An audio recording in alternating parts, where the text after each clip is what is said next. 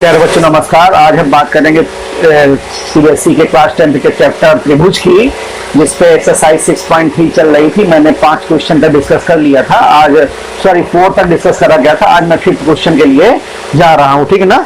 तो 5th question बोलता है कि त्रिभुज PQRS में भुजा PR और QR पर क्रमशः बिंदु S व T है। इस प्रकार है कि कोण P बराबर RTS। S व T ऐसे हैं कि कोण P बराबर RTS है ना। तो दिया क्या है, त्रिभुज PQR में कोण P बराबर दिया है कोण RTS, कोण RTS। और सिद्ध क्या करना है, त्रिभुज PQR समरूप त्रिभुज PSR, ये आपको समरूप करना है ना। PQR समरूप, तो RPQ लिखा हुआ है तो RTS लिख सकते हो, इसके अकॉर्डिंग ही होगा। तो RPQ लिख लेते हैं, RPQ समरूप टू, है ना, RTS। हमको ये बात सिद्ध करनी है, ठीक है ना। बहुत अच्छा क्वेश्चन है, आसान सा क्वेश्चन है, ध्यान दीजिएगा।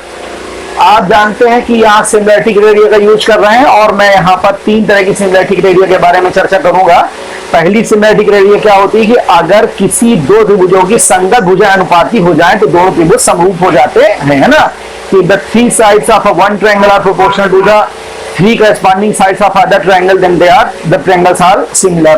ठीक है। दूसरा तरीका क्या है कि if angle of all the interior angle of a one triangle is equal to the corresponding angles of other triangle, then the triangles are similar। ये भी कह सकते हो।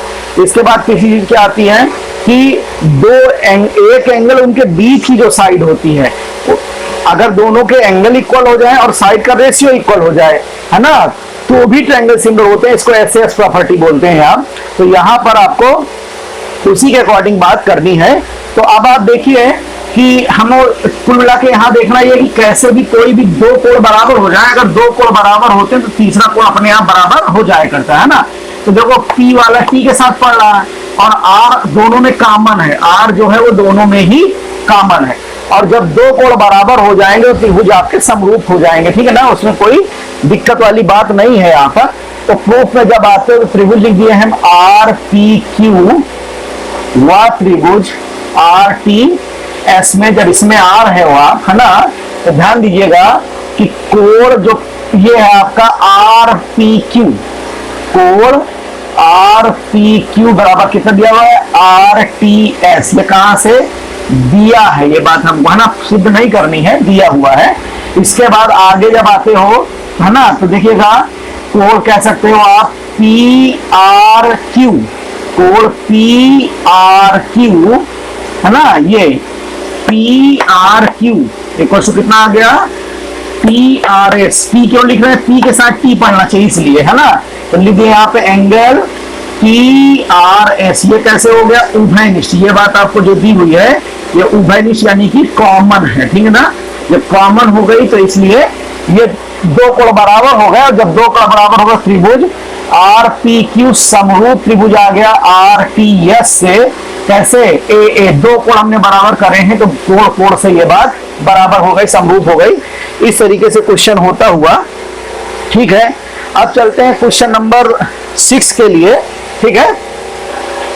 क्वेश्चन नंबर 6 है ये, है ना, इस तरह से आकर दी हुई है। और यहाँ पे आपको कह रहा है कि त्रिभुज ABE कॉन्ग्रुएंट ACB इतना दिया हुआ है, और आपको दिखाना है ADE समरूप त्रिभुज ABC, है ना। तो जो दिया है उसको यूटिलाइज करेंगे ही, उससे ही निकल कर आता है। तो अगर हम ADE और ABC में देखें तो ये वाला एंगल दोनों में ही कॉमन हो रहा है, ठीक है ना।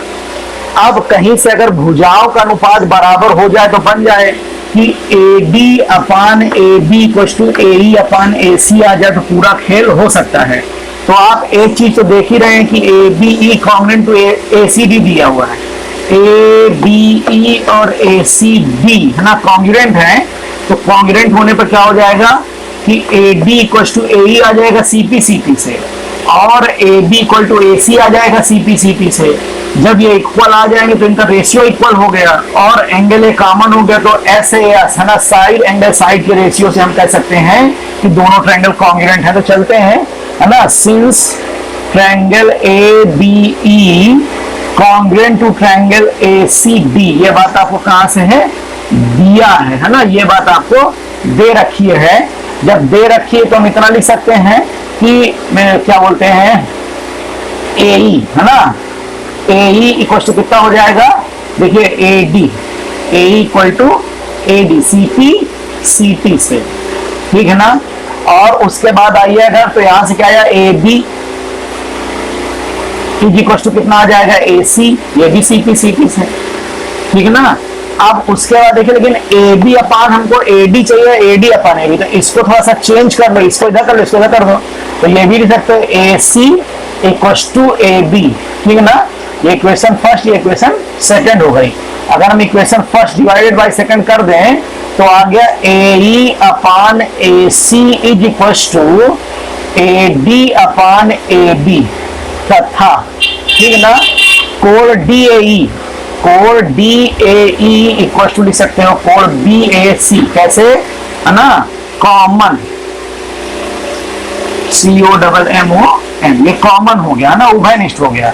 तो अब आप देख रहे हो इस त्रिभुज में और इस त्रिभुज में दिस अपान दिस और ये एंगल कॉमन हो गया, यानी ये दोनों त्रिभुज समरूप हो जाएंगे। तो इसलिए लिख सकते हैं त्रिभुज ABE समरूप त्रिभुज, सॉरी ABE नहीं है ना, जो चाहिए ADE, ये छोटा त्रिभुज ADE बनेगा ना, ADE समरूप त्रिभुज क्या आ जाएगा ABC by SAS, angle side है ना, दो साइड का रेशियो है और उनके बीच का एंगल आपस में इक्वल हो गया, तो इसलिए दोनों त्रिभुज समरूप हो जाएंगे, है ना।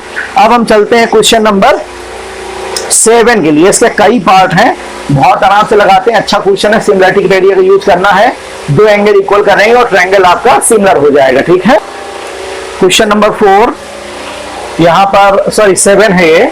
एक त्रिभुज ABC दिया हुआ है जिसमें CE AB पर लंब है और AD जो है वो BC पर लंब है और ये एक दूसरे को P पर प्रतिच्छेद करते हैं, है ना। तो हमको ये दिखाना है, ये 4 पार्ट लाने हैं, ठीक है ना, और चारों ही पार्ट का टेक्निक और फॉर्मेट एक ही है, जिस तरीके से आपको करना है। तो मान लीजिए मैं पहले पार्ट में आता हूँ, है ना, कि अगर प्रूफ में आ जाए और ये फर्स्ट पार्ट आप ले रहे हैं तो सीधे इन दोनों त्रिभुजों को ले लीजिए, त्रिभुज AEP व त्रिभुज CDP में आइए। जरा AEP पर नजर डालें, AEP ये हुआ, है ना, और CDP ये हो रहा है। तो अगर आप गौर करें तो कहीं से दो एंगल इक्वल कर लो तो बात बन जाए। तो ये देखो एंगल इक्वल टू ये एंगल आ गया, है ना, वर्टिकली अपोजिट एंगल उभयनिष्ठ कोण हो गए और इधर E90 इधर D90 है, बस दो कोण बराबर त्रिभुज समरूप हो गए। तो हम लिख सकते हैं कोण AEP, है ना, कोण APE लिख सकते हैं, कोण APE इक्वल टू कोण C, ठीक है, PD लिख सकते हैं, कोण CPD आ गया। ये कहां से आया, VOA से, वर्टिकली अपोजिट एंगल। इसके अलावा angle AEP equal to angle CDP, है ना, CDP इक्वल टू 90 डिग्री। ये बात कहां से है, ये बात आपको दी हुई है। अगर दो कोण बराबर हो गए तो ये फर्स्ट पार्ट लगा रहे थे आप, तो triangle AEP similar to triangle आ जाएगा CDP, है ना, बाई AA, दो कोण बराबर कर लिए। अगर आप अब सेकंड पार्ट प्रूव करना चाहें, जैसे ABD ये हुआ और दूसरा है आपका CBE बिल्कुल हो जाएगा। देखिए B वाला दोनों पे है, चाहे ABD ले रहे हो चाहे CBE ले रहे हो, तो इसमें ये कॉमन ही है और इधर ये 90 है, इधर ये 90 है, तो बस दो एंगल इक्वल आ गए, है ना। तब कर सकते हैं सेकंड वाला अगर कर रहे हो तो कौन कौन सा है, त्रिभुज ABD व त्रिभुज CBE में अगर आते हो, है ना, तो ध्यान दीजिए कि यहाँ पर B एंगल कॉमन है, दोनों में ही है ना। चाहे आप पहले ABE लिख लो, ABD,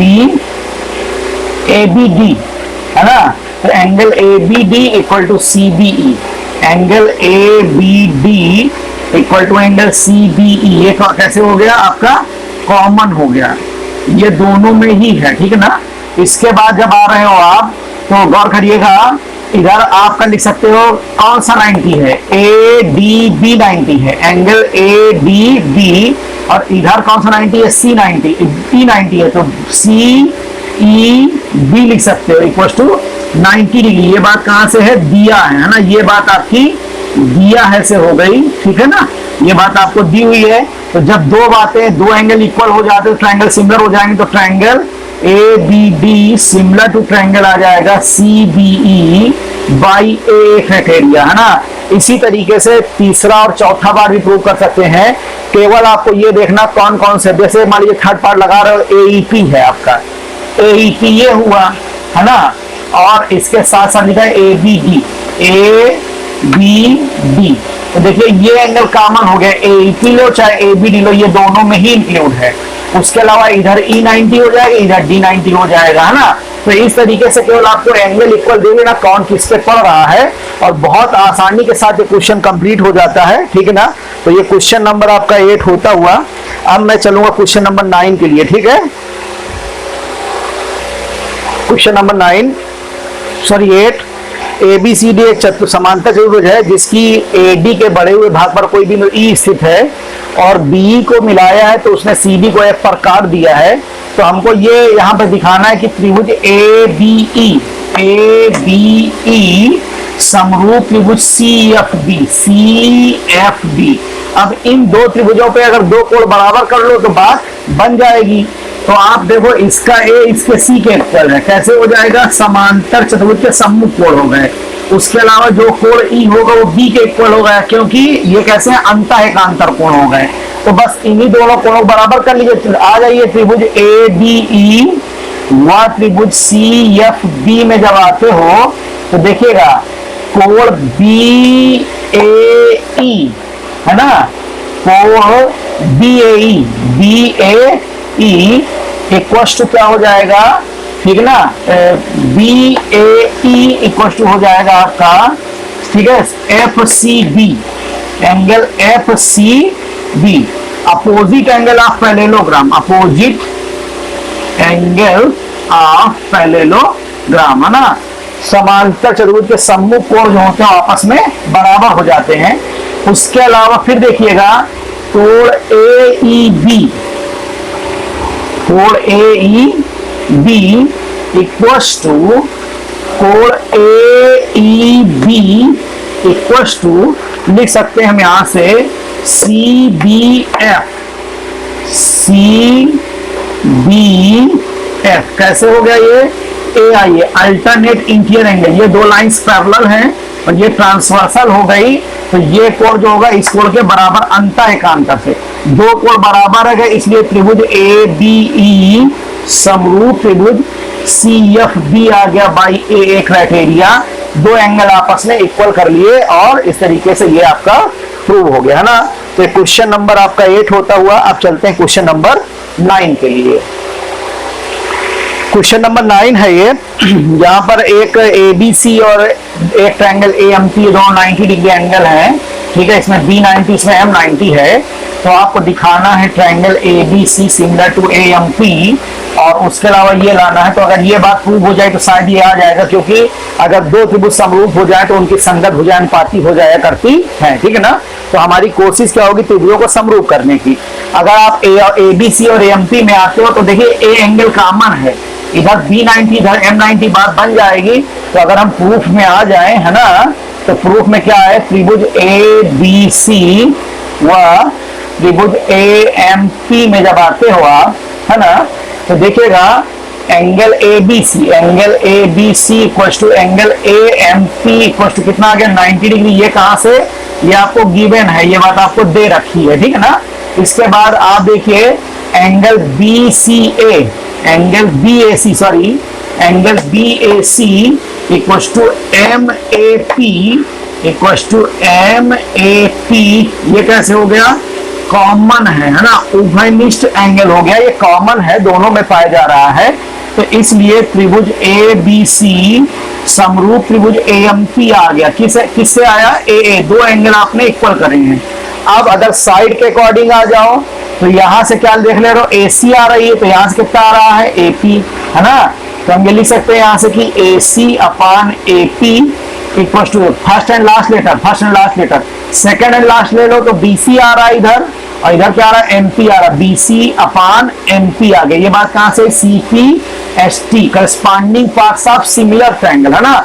corresponding parts of similar triangle अगर होंगे तो उनका रेशियो सेम हो जाता है, तो वी कैन से कि गिवन कंडीशन आपकी जो नेसेसरी कंडीशन थी वो प्रूव हो गई। ठीक है, अब हम बात करते हैं क्वेश्चन नंबर 10 की। बहुत अच्छा क्वेश्चन है, इस पार्ट का ये लास्ट वीडियो रहेगा, और इसके बाद जो बाकी बचे हुए क्वेश्चन है वो हम आपको अगले पार्ट में दिखाते हैं। ठीक है, question number 10, triangle ABC similar to FEG दिया है तथा CD व GH आपके, है ना, कोण C व कोण G के बाइसेक्टर्स हैं, अर्धक हैं। तो आपको ये दिखाना है CD upon GH equal to AC upon GF, और फिर ट्रायंगल C देखिएगा, triangle DCB similar to HGE, और इसके अलावा DCA सिमिलर टू HGF लाना है। ठीक है ना।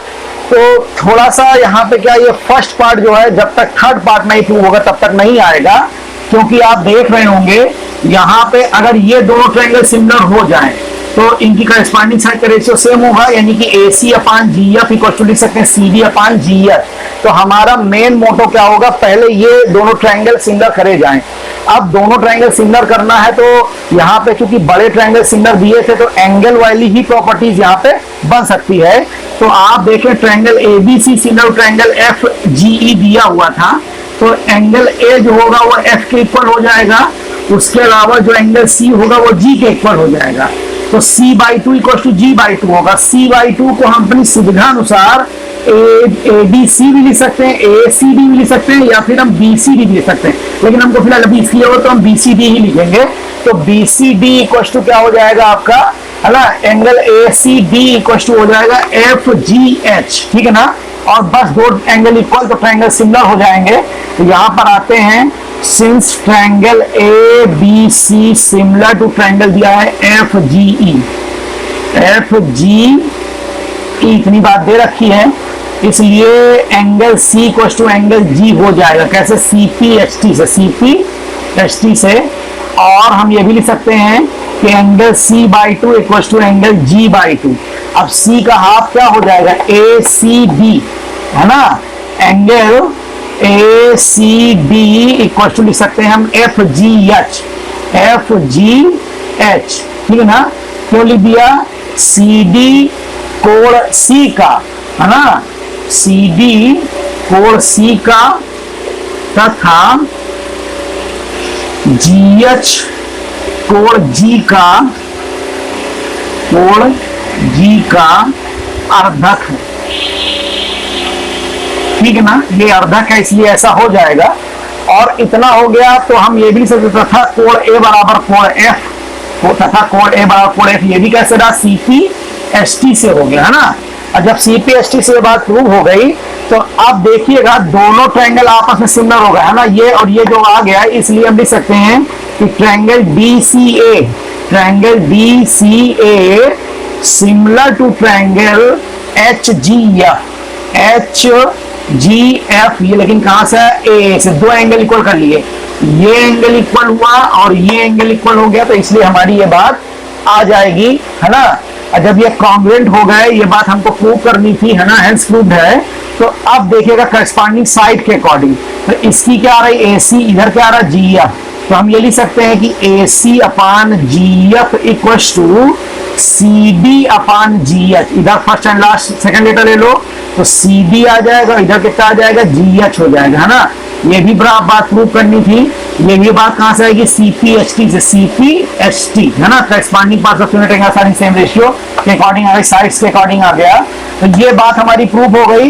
तो कुल मिला के ये वाला थर्ड पार्ट था, है ना, और ये वाला आपका फर्स्ट पार्ट था। तो थर्ड पार्ट ही फर्स्ट पार्ट से प्रूफ हो पाएगा। अब इसके बाद अगर हम फर्स्ट पार्ट की बात कर लें, ये हमारा मतलब थर्ड लिए, फिर हमारा फर्स्ट प्रूव हो पाया। अगर आपको सेकंड पार्ट प्रूव करना तो यहां तक तो आओगे, यहां तक आओगे, लेकिन अब हम ये नहीं लिखेंगे, हम यहाँ क्या लिख देंगे, एंगल BCD लिख देंगे, है ना। ACD क्या लिख देंगे, BCD लिख देंगे। अगर यहाँ पे हम लिख दें कि BCD सिमिलर टू EGH, है ना, एंगल EGH हो गया, बाइसेक्टर रहेंगे। और यहाँ पे बी लिख दें, angle B is equal to कितना लिख दिया, एंगल ई लिख दिया। और जैसे ही इतना लिखेंगे तो अब ट्रायंगल डीसीबी हो जाएगा, ट्रायंगल डीसीबी समरूप टू एचजीई आ जाएगा, ठीक है ना। और ये बात हमको प्रूव नहीं करनी, तो ये तीसरा पार्ट आपका, ये आपका सेकंड पार्ट प्रूव हो जाएगा इस तरीके से, थर्ड पार्ट ना बन के अब सेकंड पार्ट हो गया। तो इस तरीके से क्वेश्चन नंबर 10 आपका खत्म होता हुआ, ठीक है ना। क्वेश्चन नंबर 11 कह रहा है आकृति में ए बी बराबर ए सी एक समद्विबाहु त्रिभुज है ना। और क्या कि जो त्रिभुज एबीसी की बड़ी भुजा हुआ जो सीबी है ना, उस पर कोई बिंदु इस प्रकार स्थित है कि ईएफ परपेंडिकुलर एसी है और ये एडी परपेंडिकुलर बीसी है। तो हमको दिखाना है triangle A B D similar to triangle E C F, ठीक है ना। तो इन दोनों एंगल में अगर हम गौर कर रहे हो तो इसका ये 90, इसका ये 90 है। अगर कहीं से एक एंगल और इक्वल आ जाए तो बात बन जाए, यानी इसका कहीं से हम ये प्रूव कर लें बी, इसका ये हम सी प्रूव कर दें तो बात हमारी बन सकती है। और एक्चुअली में दिया क्या है, A B equal to A C, तो यहाँ पे angle B equal to angle C हो जाएगा, है ना। क्योंकि आप देख रहे हो त्रिभुज ए बी सी में जब आते हैं, है ना, तो A B is equal to A C, ये बात कहाँ से दिया है ना, इस बात को हम कह सकते हैं दिया है। और अगर ये बात दे रखी है तो इसलिए क्या हो जाएगा, angle B equal to angle C, कैसे, है ना, कि द एंगल अपोजिट टू का sides are equal, the angle opposite to equal sides are equal, ठीक है ना। इतनी बात हो जाएगी, ये ई पॉइंट इधर लिख दीजिए। अब इसी को हम ये भी लिख सकते हैं, जो ये था इसी बात को लिख सकते हैं, एंगल ए बी डी लिख सकते हैं, है ना, एंगल ए बी डी। और इसको हम लिख सकते हैं ई सी एफ, है ना, angle E C F. And आप देखिएगा एंगल ए बी डी, यहाँ A D B, angle A D B equal to हम लिख सकते हैं E F C equal to angle E F C equal to 90 degree. ये बात कहाँ से हो गई, ये बात आपको दे रखी, गिवन हो गई। तो इसलिए त्रिभुज लिख सकते हैं ए बी, है ना, क्या ए बी डी समरूप त्रिभुज ई सी एफ बाई ए लिखेंगे। दो एंगल इक्वल कर लिए, इसका इधर 90, ये सी इक्वल टू डी आ गया, इधर ये एफ 90 इस वाले का, इसका डी 90 है ना। तो इस तरीके से ये दोनों ट्रायंगल सिमिलर हो जाएंगे, दैट्स ऑल। अब बाकी के बचे हुए 12 से 16 तक जो क्वेश्चन है वो हम नेक्स्ट पार्ट में, पार्ट नंबर 3 में डिस्कस करेंगे, है ना। Thank you for watching.